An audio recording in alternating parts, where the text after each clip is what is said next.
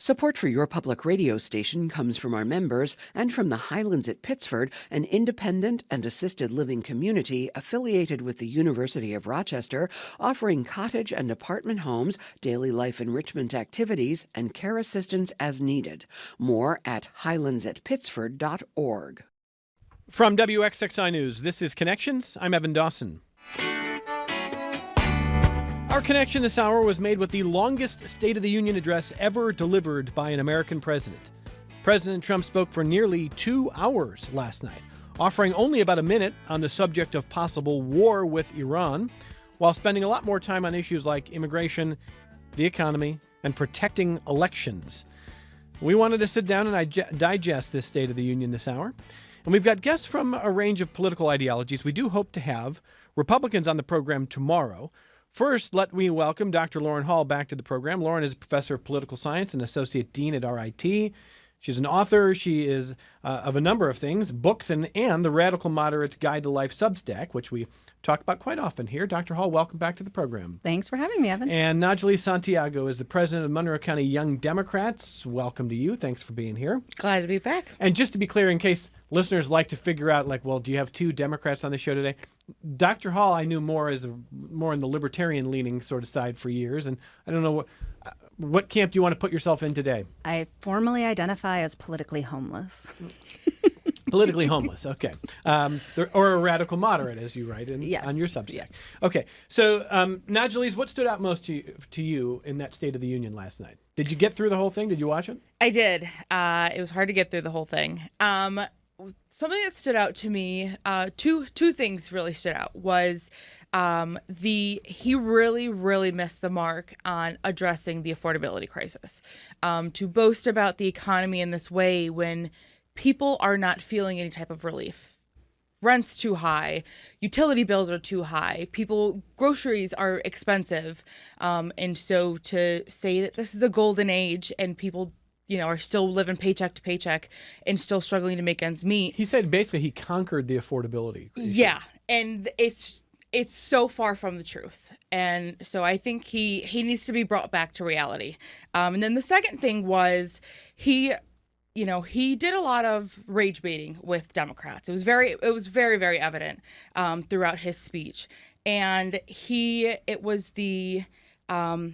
our first priority is American citizens, and not to protect and defend the Constitution, which is the oath that they all took.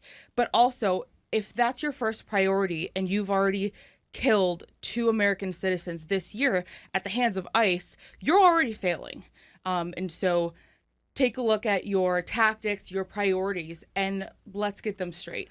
To be clear, the way he framed it was, we will always serve America first, not illegal aliens. Yes. And then he asked to protect them. He asked Congress to stand if they agreed, and then he mocked Democrats for not standing. Yes. So it was certainly a moment. What I think is interesting, Nayeliz, and as president of the Monroe County Young Dems, I think you're very well versed in the different ways that different generations are communicating. And as I look at both the ratings for the speech and the ways that our attention spans are starting to lag, and it's been well documented, adults of all ages, we're all struggling with attention spans because of technology. A lot fewer people are going to watch this thing start to finish than they would have a generation ago or 2 generations ago. However, this is also a White House that knows how to package things for different platforms. Yes. And some of the moments that you described there, we've got some clips we're going to listen to, seem to me designed to be that minute-long clip. Yes. That are going to end up on these different platforms. Yep. Making Democrats look anti-American, anti-patriotic, etc. Yes. That was the goal. And that was why his speech was rage bait. It was clickbait.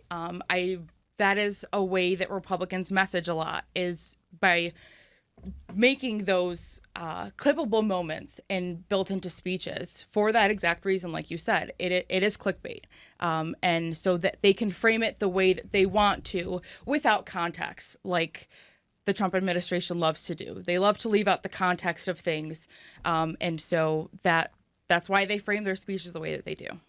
Dr. Hall, what stood out to you? I think there's two things. I mean, as a political scientist, I like to kind of zoom out and think about the broader context. The first thing that struck me throughout the speech was that the last year has just been a tremendous unforced error on Trump's part. He started this administration with very high support for some of his key campaign goals, including immigration reform and fiscal responsibility, and now his approval ratings are absolutely in the tank on both of those issues, and it's largely a function of tactics. So if he had formatted Doge in a different kind of way, if he had thought about ICE in any kind of responsible constitutional sense, he actually could have maintained the support of the American people throughout this first year. And so what you actually see is this really fascinating sort of failure of leadership where he can't get out of his own way. And I say this from the perspective of someone who thinks a lot about sort of conservative thought and the conservative movement, as you and I have talked about in the past. And if I were a conservative voter, I would be furious right now looking at sort of how American sentiment has shifted away from these critical priorities. You mean small c conservative? Small c conservatives, yes. Worried about budgets, fiscal responsibility, et cetera. Right. So I think that's the first thing that I noted is just that, the sort of tone was obviously at complete odds with his approval ratings. The reality on the ground is that he has really sunk a lot of the support that he could have had and that he did have when he first started. The second thing, though, I think goes to this broader context of the State of the Union itself, right? So thinking about the name of that speech, thinking about the goal, why this is a constitutionally mandated requirement of the president, right? It's one of the few times that the president has to interact with Congress directly. And one of the things that I think we focus on in that speech typically is union, if you look at Washington's original letter to Congress. And the indicators there are as bad. Americans have very low faith in democracy right now. They have very low trust in elections. They have very low trust in leadership on both sides of the aisles. There are many, many folks who study comparative politics and democracies abroad who are looking at American indicators and seeing a democracy that's in danger of failing. And so to me, there's this additional stressor that goes well beyond economic indicators, that goes to the actual health of our democracy. And I think that, in general, Trump's style is meant to exacerbate those problems, right? The zero-sum thinking that was just pointed out, right? The tribalism, the sort of negative attacks on the Democrats. And so to me, I think I'm looking at it from those two perspectives, right? This broad sort of loss of support that he could have had his tactics been more in line with what Americans expect from a leader. And then this second, much more broad concern about sort of the health of American democracy, which is very bad right now. Yeah, so I think we've got a number of clips. I want to listen. Rob, I'm going to do my best to kind of be direct because it may not go in the order that you have them. I want to listen to what Trump said about Democrats cheating. There's a clip in which the president, by the way, the only president who has ever not consented to a peaceful transition of power, is now warning that the only outcome that will be legitimate is his party winning. And I want to listen to what he said about that last night. Why would anybody not want voter ID? One reason, because they want to cheat. There's only one reason. They make up all excuses. They say it's racist. They come up with things you almost say, what imagination they have. They want to cheat. They have cheated. And their policy is so bad that the only way they can get elected is to cheat. And we're going to stop it. We have to stop it, John. At first, I didn't know who the John was, and I think he's looking at John Roberts. I think he's looking at the Chief Justice of the Supreme Court, who was one of 4 of the 9 justices who were sitting there. We have to stop it, John. So, Dr. Hall, when you think about the midterms, anything that concerns you in that clip there? Yeah, I mean, we often talk about sort of the core of liberal democracy, and I'm using liberal in the very traditional, very big tent Enlightenment tradition use of the term liberal. When we think about liberal democracy, the fundamental core of that is trust in the results of elections, right? Whether those are representatives or direct elections, whatever kind of system you have.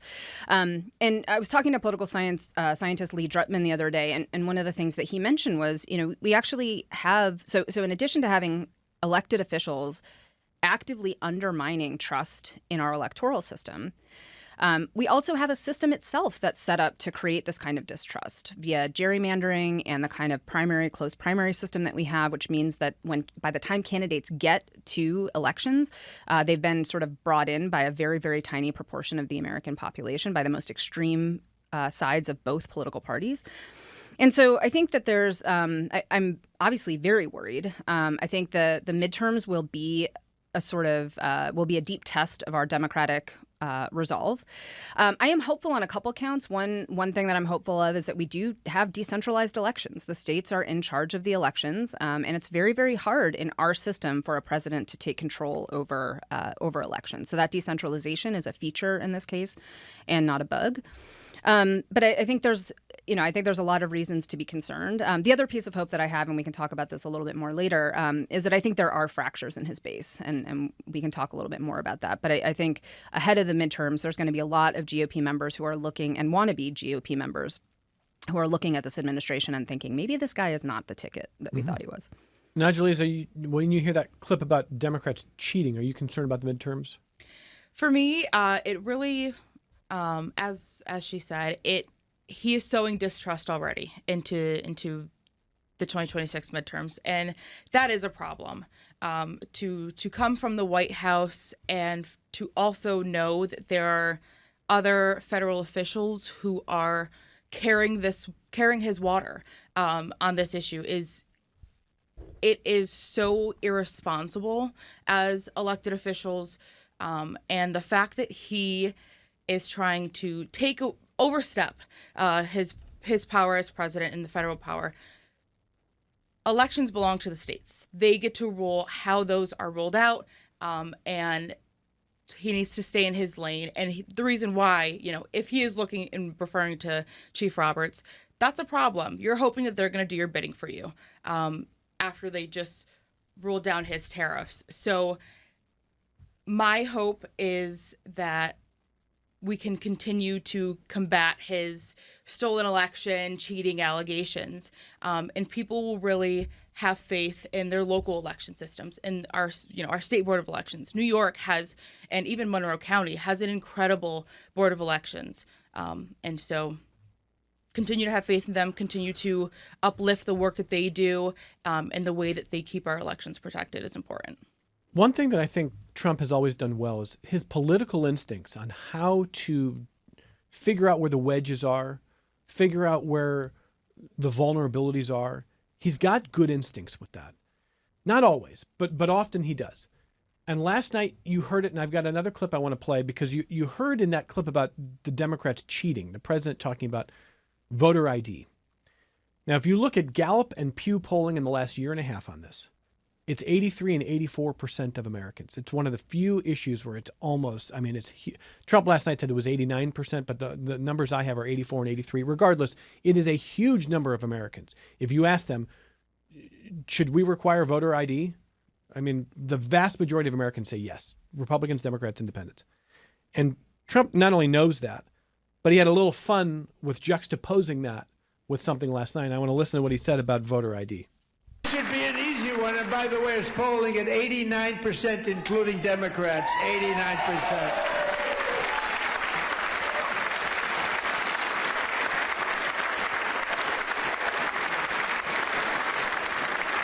And even the new communist mayor of New York City, I think he's a nice guy, actually. Speak to him a lot. Bad policy, but nice guy. Just said they want people to shovel snow. They got hit hard. Wants them to shovel snow, but if you apply for that job, you need to show 2 original forms of ID and a Social Security card. Yet they don't want identification for the greatest privilege of them all, voting in America. Now, again, that's good political instincts there, and he understands where the polling is. Dr. Hall, on the issue of requiring voter ID, I'm curious to know what you think of that, and what do you make of the polling that's really strong on this? Well, I think this is, one of those areas where perception really matters, and this will go back to my concerns about sort of trust in elections, broadly speaking. The research is very clear. We have very, very low rates of fraud in elections. It's almost non-existent in the United States. At the same time, if the perception is that voting fraud is high, you need to do something to address that perception. And so, one of the reasons, and again, Trump is incorrect that there's not only one reason why you would support voter ID or not support voter ID laws. One of the main concerns about voter ID laws is one of disenfranchisement. It's very difficult for people in many communities to get access to IDs. Not everybody has access to driver's licenses. Not everyone drives. Not everyone has access to passports. Not everybody uses passports. So I think there's, part of it is that we don't have a national ID system like many European countries. And so we're in sort of a different space than a lot of other countries are when it comes to IDs. But I do think that this is something that the Democrats have to take seriously. If a large percentage of the American people are concerned about fraudulent elections, then Democrats have to really think about how to approach that problem. And so maybe the solution is something like we have some sort of national ID that is sort of administered at the local level, and that then the actual local leaders work really hard to make sure that people can access it. But I don't think that the Democrats can do what they've done in the past on a lot of these issues, which is just ignore voter sentiment, right? Ignore voter perception. So again, I think it's a complicated issue because research demonstrates the problem is not actually a real one. But if the perception is that our elections are under attack, then you do have to address that perception. Okay, Nayeliz, Santiago, what do you think? It's more complicated than just we need voter ID. So one of the biggest issues or arguments with voter ID is being able to access an ID, right? And so it's like she said, it's not everybody drives, not everybody uses a passport. And if you get those things, you have to pay. A passport these days, not cheap. To even change your driver's license to a real ID with the new changes to domestic flights, not cheap. To get copies of your birth certificate, it's $30, $40, and not everybody just has the extra income to do that. And so creating barriers to voting is it's not, unless you solve the problems to get there, it's not going to work. And it is going to disenfranchise a lot of voters, especially poor voters. And so if, there's the potential of making a national ID that everybody can carry, okay, but if they have to pay for it, again, we're still running to the same issue. So if they want to do this, you better make sure that IDs can be free. But how did Trump do versus Biden on lower income voters? I mean, he certainly improved a lot, much better. I mean, a generation and a half ago, this was flipped here. The Democrats were supposed to be the party of the working class. That's what they billed themselves as. And now Republicans did better with the union voters. They did better with low-income voters, especially rural low-income voters. So could you argue that this policy that the president is pushing could actually injure his own party in rural areas where there's a lot of poverty? It could. Yeah, absolutely. Okay, so for you, it's the principle of making sure that whatever is done is not going to disenfranchise. Make it accessible. That's always going to be. I mean, if you look at the track record, Democrats have always taken the approach to make the ballot box more accessible. Mail-in voting here in New York State is a prime example. The way that we've now moved from no excuse absentee voting. That was huge post-COVID. It helped us through COVID too, to make those changes. And so it is all about making sure that we are still moving in the direction of increasing access to the ballot for those that are eligible to vote. I mean, not to mention, when you register to vote, you do have to put down either your social security number or your driver's license number. And so it's not like it's willy-nilly. Like she said, there's not widespread voter fraud. He's just loud, and so it's catching a lot of attention, but it doesn't make it true. Okay, I think that both of you are analyzing the situation the same way. Dr. Hall is simply saying there's the concern for the Democratic Party. If she were a Democrat, she'd be saying, we got to do a couple things at once here. We got to diffuse the concern about this, but we got to acknowledge that for the moment, we got a huge majority of Americans who think this is real, and what are we going to do? And if we just say it's not a problem, you could get crushed with that. Are you worried about that? Not particularly. I think that, the SAVE Act that he's trying to implement is wrong in a number of ways. The way that it would disenfranchise a lot of people, including people who are married and change their names. That's been a huge one that has been a concern with this bill being put forth. And so there needs to be, you can't just do it and say, all right, we're done, we did it. You have to look at the implications it's going to cause and also account for the unintended consequences.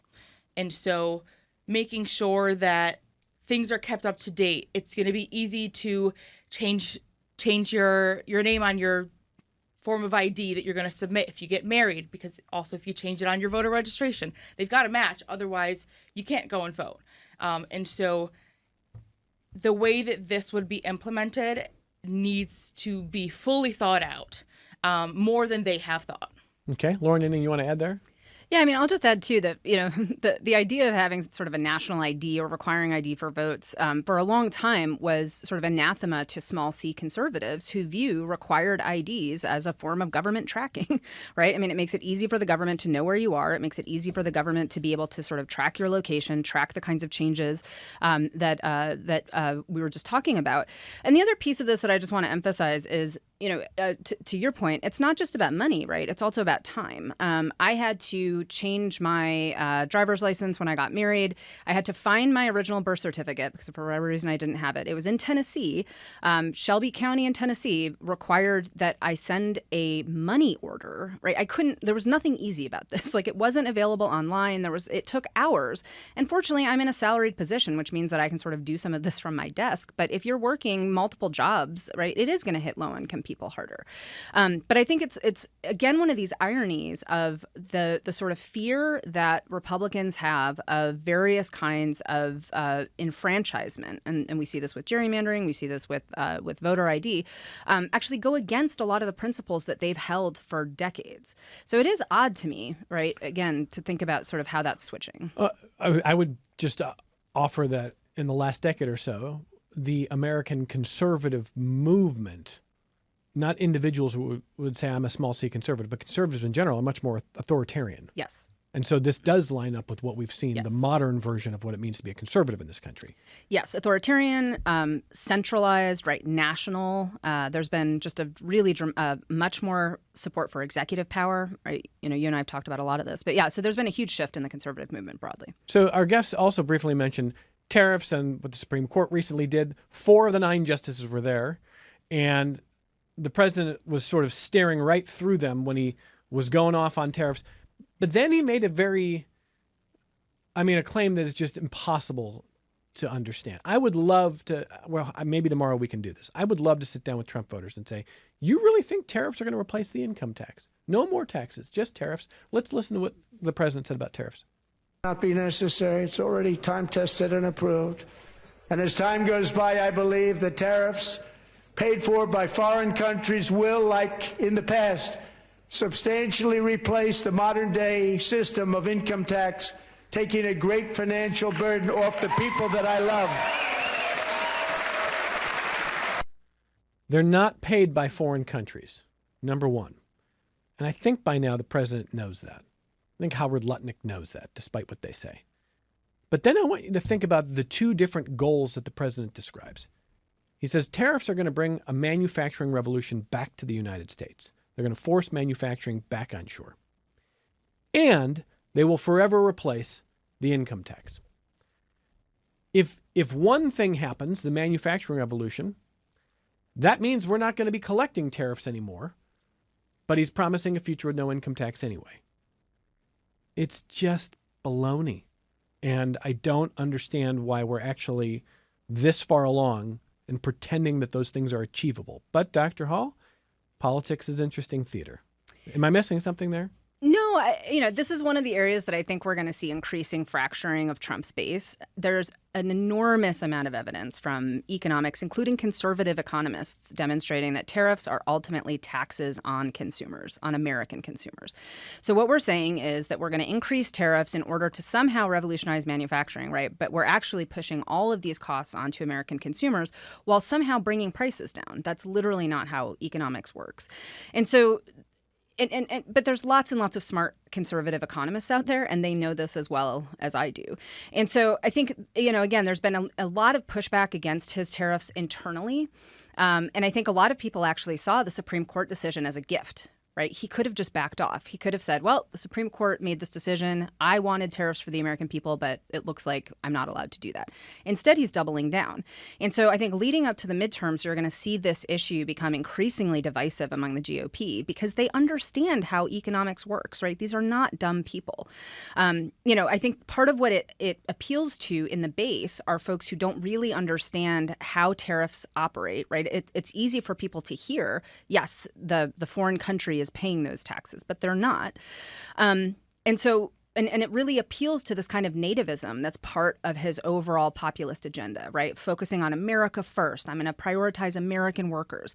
And so that kind of rhetoric is very powerful. And it's very powerful among lower educated voters and folks from largely rural communities, right? People who have been left out of a lot of the really dramatic economic growth. Legitimately left out. Left out. And by the way, I think this was a massive failure of the Democratic Party too, right? They ignored all those people who were legitimately left out, right? They ignored male voters. They ignored young male voters. So this is not this is in fact an equal opportunity fail. But I think this is an area that we're going to see increasing fracturing. Nayeliz, what do you think? Him and his administration seems to be delusional when it comes to the topic of tariffs. We do pay the price as consumers for the tariffs, and it's not a feasible plan. In literally any sense of the way, it is not feasible. And he had mentioned, balancing a budget. You're not going to be able to balance a budget if you implement a type of plan like that. There will be no money. And people are going to get sick and tired. And so, while it sounds good to bring manufacturing jobs back to the U.S., and we would like to see it, we don't have the infrastructure for that. I mean, one of the biggest things that we've seen tariffs hit is textiles. We don't have a lot of manufacturers of clothing or shoes here in the U.S. And people can't walk around the street naked. They have to wear clothes. And so it is just his view of tariffs and doubling down on it is so delusional and so out of touch. And I don't know how they're going to find a way to spin this for the 2026 elections, and I don't think that they can. Well, I will say, if manufacturing came back in the numbers that the president is suggesting, I think that we'd have to acknowledge that and say, maybe this will bring back again. There's not any reason to believe right now that a revolution of manufacturing has relaunched, and we're going back to the kinds of manufacturing we saw 2 generations ago. There's not evidence of that. But if there were, okay, we'd acknowledge it. But then you can't wipe out income taxes. We don't have magic here. There's not magic wands. So there's not enough money, to Najeliz's point. And the president has overestimated how much came in tariffs to begin with. It was around $200 to $300 billion. He's talked about $700 or $800 billion. The deficit is like $1.5 trillion. I mean, it's not wiping out a deficit either. So here's what we're going to do. I've got some feedback from the audience. I've got a couple more clips I want to listen to. We're going to cover a number of other issues in our second half hour after we take our only break here. I want to talk just briefly. We're going to listen to the only thing the president said about Iran. We might be on the brink of a major war. And the president had the longest State of the Union ever and barely talked about it. And so I just want to hear what he said about Iran. And we're going to talk about some other issues that came up in the State of the Union. Listeners at connections@wxxi.org will take your emails. And we'll continue in just a moment with Nayeliz Santiago, president of Monroe County Young Democrats, and Dr. Lauren Hall, who's professor of political science and associate dean at RIT, author of the Radical Moderate's Guide to Life Substack. We'll be right back. Support for your public radio station comes from our members and from Mary Cariola Center, proud supporter of Connections with Evan Dawson, believing an informed and engaged community is a connected one. marycariola.org. And Excelis Blue Cross Blue Shield, providing members with options for in-person and virtual care, creating ways to connect to care when and where it's needed. Learn more at excelisbcbs.com. This is Connections. I'm Evan Dawson. On the subject of Iran, I am not going to be glib about this, but I'm going to observe something here. I want to listen to what the president said about Iran last night. Number one, back in the summer of last year, when the United States joined Israel in attacking Iranian nuclear facilities, The president used the phrase, bombed their nuclear program back to the Stone Age. Said that they were back to zero. And then, in the last couple of days, we have heard the administration and then the president last night say that Iran could be days away from intercontinental missiles that could reach the United States. So I'm having a hard time understanding exactly what was accomplished last summer, where they see the program now, if it could have reconstituted that quickly. And the president also doesn't seem to think that he's got to make a case to Congress because this falls outside the scope of I don't know, war, official war. Let's listen to the only thing the president said about Iran in a 2-hour speech. They've already developed missiles that can threaten Europe and our bases overseas, and they're working to build missiles that will soon reach the United States of America.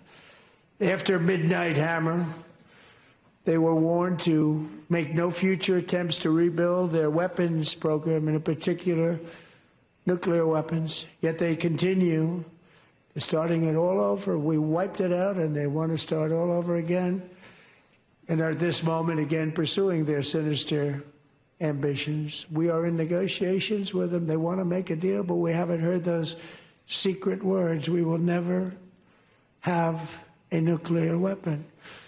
My preference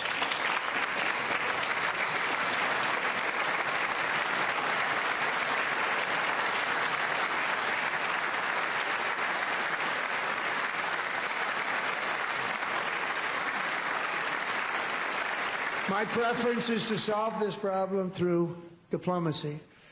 But one thing is certain, I will never allow the world's #1 sponsor of terror, which they are by far, to have a nuclear weapon. Can't let that happen.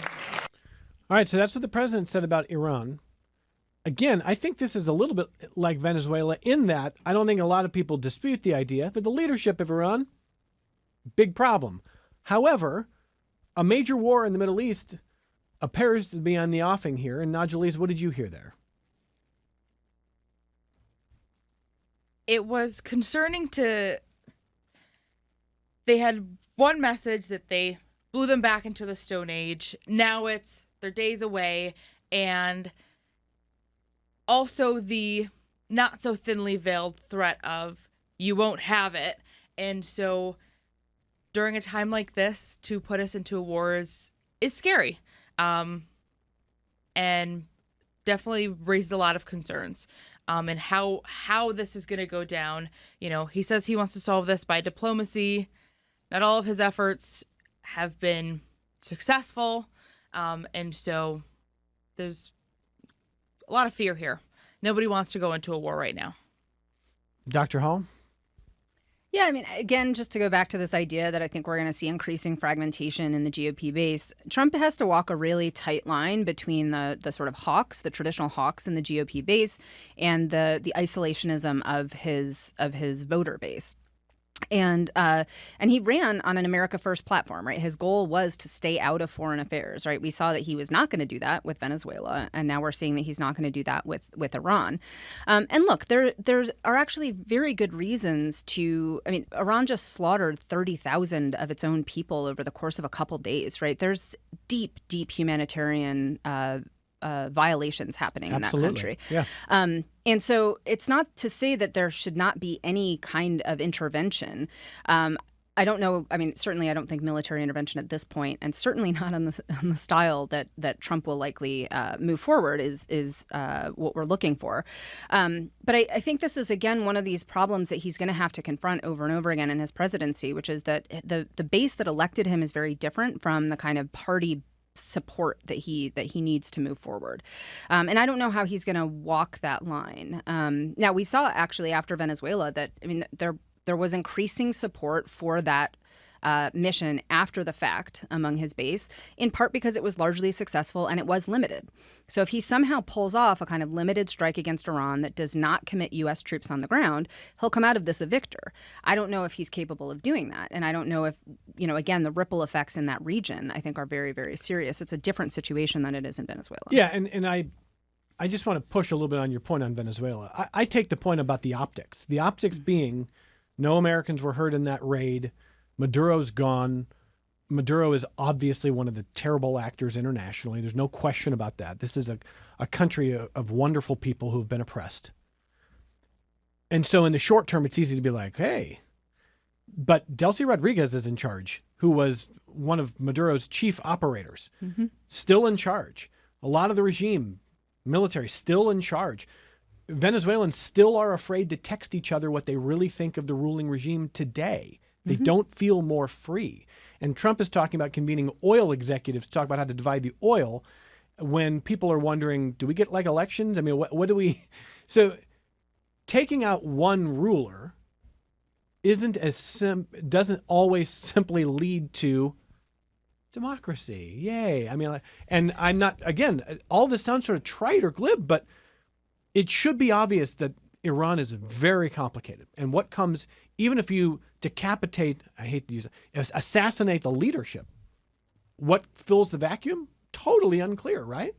Isn't that fair? Yes, and the history of interventions demonstrates that it can go either way, right? Yeah, it's been often not very great. Mixed. Yes. I'll add too that constitutionally this is a mess, right? I mean, this is again sort of a bipartisan failure over the last couple decades, right? But Congress has just ceded its war power to the president. Well, right? under Mike Johnson, Congress has ceded just about everything. Yes. Yes. So I think that we're seeing, again, the sort of the unitary executive, right? The sort of overwhelming handoff of congressional power to the executive, again, under both parties, is really solidified in Trump. And so he doesn't see any problem with he makes the decision and he carries it out. He doesn't need to talk to Congress. He doesn't need to ask their opinion. He doesn't need a declaration or an authorization for war. Yeah, I mean, it's going to be... I don't know where this goes. There's one other clip I want to play, and then we're going to open it up to listener feedback. And I know our guests may want to make a few other points about the State of the Union that we're not going to cover in these clips. But to the point that Nayeliz made earlier about the way that President Trump used these moments last night to kind of try to pin, you called it rage baiting the Democrats, pin them in, make them look bad, create these social media clips. There was another issue that to this day, when you talk about what happened in the 2024 election, when you poll voters, the Kamala is for they, them, Trump is for you ad is still one of the more powerful cultural ads ever made. And it's about an issue that affects, again, not a whole lot of high percentage of population, but it is a huge cultural wedge issue. And last night, the president talked about minors. He talked about the idea that people under the age of 18 would transition medically, be encouraged or allowed or brought to do so by either schools, in his words, doctors, etc. And then he turned it to Congress and he used it as a moment to try to attack Democrats that Nayeliz was talking about. I want to listen to that moment.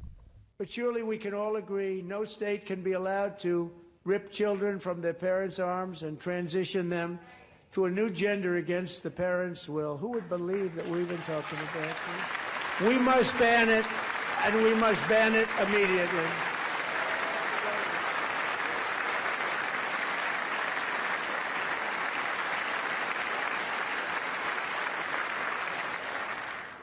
Look, nobody stands up. These people are crazy, I'm telling you. They're crazy.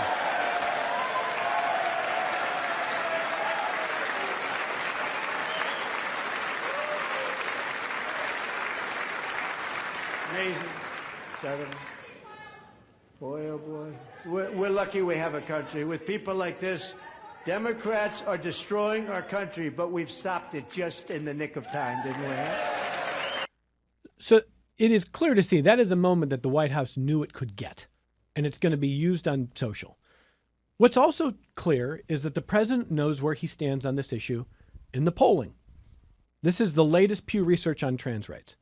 56% of American adults express support for policies that protect trans people from discrimination at work, discrimination in housing, and in public spaces. So a good majority of American adults say trans people should be respected and protected legally. However, here are the numbers on other issues related to the debate about the trans community. Only 34% of Americans support trans boys or men playing with trans girls or women in school sports. And 56% of Americans favor banning healthcare professionals from providing gender care related to transition for minors. So surgeries, again, we're talking about something that happens in the hundreds, maybe small thousands. The New York Times reported on it recently, but it's not a huge number, but it does happen. And a majority of Americans don't want that to be allowed. Europe has mostly moved away from that. So the president knows where he is on that. To say that we're going to rip kids from their parents' arms is a dramatic overstatement, but he also understands the polling. And he's almost daring the Democrats to kind of double down on this because he feels like he won the last election on it. So Nayeliz, what do you want the Democrats to do on this? I think that, an approach that has been taken is, first of all, trans rights are human rights, no matter what. And so they do deserve to live a life the same way that cis men and women and non-binary folks do. When it comes to children, the first thought should be about the well-being of the child. And one of the things that did pop into my mind when I heard that clip was it reminded me of the conversion camps that were made that people would send their children to who came out as gay that were extremely, extremely detrimental to their health and well-being and mental health. We know that suicide rates amongst trans kids is too high. I mean, one suicide is one too many. And so when we talk about kids transitioning and what those conversations look like to their peers and to their parents, they may not always feel safe to have those conversations and come out publicly as they navigate a very complex feelings that they're going to have about this and what it looks like for them and how they want to live and how they're going to express themselves and their identity. And so you're either, the approach that they're going to take is none at all, and then the child's going to suffer because they could be going through, they're navigating the fluidity of their gender in that moment. And so I think that we need to stop talking about everybody's feelings about it and refocus on what is going to be best for the child. I think that a part of that is going back to the medical professionals. Kids aren't just transitioning on a whim. It is, they will see doctors, they will see therapists about it. It is not just one day they wake up and they're like, I want to transition. And 2 days later, they're in the operating room. That's just not how it happens. And so we really need to focus back on the child, what is best for them, how to help them navigate this transition in their lives, and also make sure that they have the support that they need, both medically and emotionally. Dr. Hall? Yeah, I think this is one of those issues politically where the Democrats were sort of led by a small minority within the party to take increasingly extreme positions that simply lost them the American population when it comes to how people think about these problems. And I think the evidence that you presented earlier from American polling demonstrates that Americans actually are pretty moderate on trans rights, right? They have two issues that they're sticky on, which is minor transitions and sports. But everything else, they're actually very supportive of trans rights, right, in employment and a range of other spaces. But I think that Democrats really lost the narrative when the argument was sort of, well, you're all on the wrong side of history, so you should just, trust us and follow along. When the reality is that the political narrative actually was far more advanced. It was far ahead of the actual medical narrative. We did not have the research. And I think we're seeing this in Europe, right? Where Europe is pulling back on a number of practices that used to be much more common over there. So we need more research. We need the medical profession to take itself seriously. We need it to actually de-ideologize. The medical profession has been sort of ideologically captured in a number of spaces. And so I think it's actually time for the medical profession itself to sort of think deeply about what this means for trust in medicine.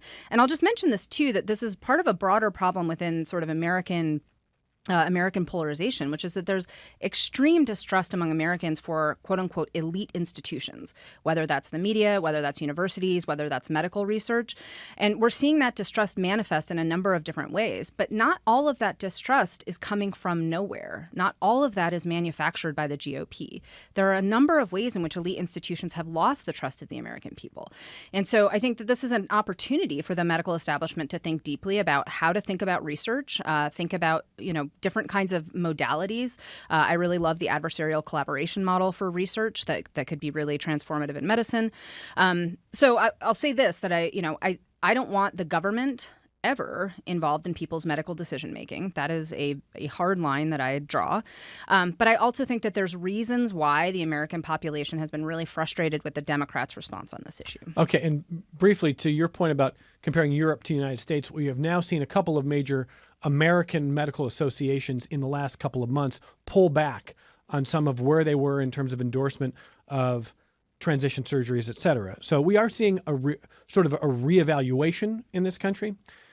But I also am just hearing you say that you think the party was captured by a small number of people and felt led in that direction. The president sees that and is exploiting that. You're not a Democrat, but do you think Democrats can convince the American people that, look, we need dignity for everybody. We need rights protection for everybody. And we can hear you and moderate on this issue, or is it sort of all the way to the wall where they've been? Well, I think the Democrats have to move away from the sort of extreme version of identity politics that says every identity group knows exactly what they need, and it's our job to give them exactly what they say that they need. Right? That's not how life works. That's not how the electoral system works. And so when we say people need dignity, we need to be. This needs to be a point of political contestation. People have to be able to have conversations about what that means in different kinds of contexts. And I will say this from the perspective of the Academy, those are not conversations that people have been allowed to have. These were not conversations that people could have honestly in the public sphere because they were terrified of losing their jobs or ending up on social media. So there's been a number of very difficult conversations that we have not had as a country, which has undermined the kinds of political agreement and consensus that we could have reached on some of these issues. And I think, even on abortion, even on trans rights, the majority of Americans take pretty moderate positions on all of these things. But we are being actively pushed apart due to the kind of polarization that we're seeing primarily at the national level into taking these unnecessarily extreme positions that actually most people don't support on either side. Nayeliz, anything you want to add? Yeah, I would push back on that a little bit about the way that communities will express their needs and the way that the party, in this example, the way that the Democratic Party just says, all right, we're going to take it and run with it. Because I've actually seen the opposite. And I think that is a part of why we saw what we saw in 2024 is that we are not going to these communities and saying, what do you need? How can we help? That's not what we're doing. Instead, I've seen and felt that we have actually taken the approach of, let me tell you what you need and I'll get it done for you in hope that it works out for the best. And I mean, that is why there's been a shift in the approach that Democrats have been taking, especially locally, we've seen it more, and on a state level, is that we are going into the community, taking the approach of meeting people where they're at, and having those conversations of, what do you want to see? What do you need? Because that's how you deliver real results and also get in touch with the electorate and what it is that they're feeling. You see your party making more efforts to actually be in touch with people. Yes. Locally, we've seen, locally, MCDC has launched caucuses. And so being immersed into our various communities, I'm a co-chair of our Hispanic caucus with President Melendez. And so, for us, it's about increasing access to the party. Here's what we stand for. Here are our values. How would you like to contribute? How can we be more helpful? How can we be more accessible? What do you want to see? What information are you lacking? Taking that kind of approach. And I think that that's really required. More and more we're seeing people do town halls. political parties do town halls and political figures do town halls. That's also important. And I feel like that is because we haven't done you told me what you needed, now I'll give it back to you. It's because we've actually lacked that. And so we are pivoting to this to be more in touch. We're down to our last 90 seconds. And if you've emailed the program, and I've got a lot, tomorrow's going to be kind of it's not an open phones day, but it's going to be a big open feedback day, and we're going to continue the discussion on State of the Union, and we're going to grab your emails for that. Dr. Hall, I know you might want to respond to this, and also I know you also want to talk just a little bit about local government, and tell me what you want to leave us with there. Yeah, I would just think, I just wanted to add that I think Nayeliz's point is very important. I think treating any group as a monolith is really dangerous, and that's what I think both parties are doing right now in a number of ways. But I also wanted to point out that I think Nayeliz is doing exactly what we need to do, right? Polarization is particularly toxic at the national level. It's much less toxic at the local level, right? Local politicians are actually able to work together on bipartisan solutions at the local level. We need to work together locally and regionally. We need to make connections with each other across political lines. Those conversations are much easier to have on local issues than they are on national issues. Politics are local. Exactly. And so I think that when we're talking about how to think about the state of our union in terms of the health of American liberal democracy, the future of that is local. It's not national. And I think when we trust the national parties, both Democrats and Republicans, to do the right thing, we're looking in the wrong direction. We need to look down. It's a great place to leave it, although I wish we had 2 hours. And again, listeners, if you have sent emails here, we just lost so much. We didn't lose any time. It's just this hour flew. And we've talked about the State of the Union and the related issues. We're going to do that again tomorrow. So we're going to save your emails and we'll get some of your feedback on these various issues, some that we didn't even get to today, with our guest, Nayeliz Santiago, president of Monroe County Young Democrats. Thank you for being here this hour. So happy to be back here. And Dr. Lauren Hall, professor of political science and associate dean at RIT, the author of the Radical Moderate's Guide to Life Substack. Let's talk again soon. I got more notes here, so this is always come great. Back. Come back, Lauren. Thank you very much. More connections coming up in a moment.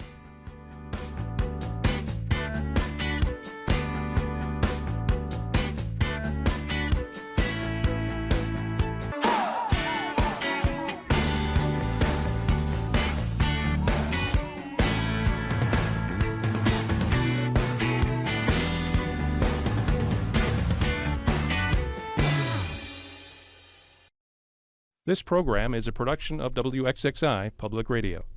The views expressed do not necessarily represent those of this station, its staff, management, or underwriters. The broadcast is meant for the private use of our audience. Any rebroadcast or use in another medium without expressed written consent of WXXI is strictly prohibited. Connections with Evan Dawson is available as a podcast. Just click on the Connections link at WXXInews.org.